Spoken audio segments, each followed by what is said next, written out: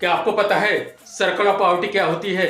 और circle of poverty में रहने वाला जो समाज होता है, जिसे हम गरीबी रेखा में रहने वाला समाज कहते हैं, वो कैसे पैदा किया जाता है? उनको 3 चीज़ों से वंचित रखा जाता है।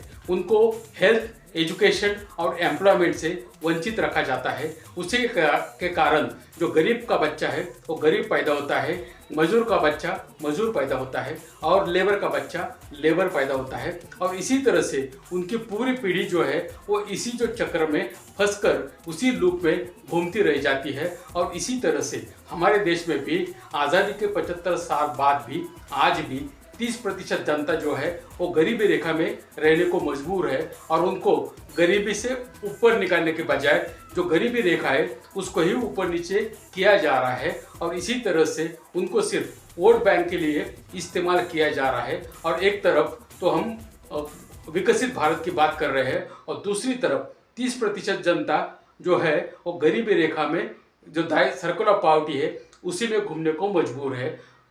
ये है हमारे देश की सच्चाई। आप क्या कहते हो, इस पे आप कमेंट करके बताइए।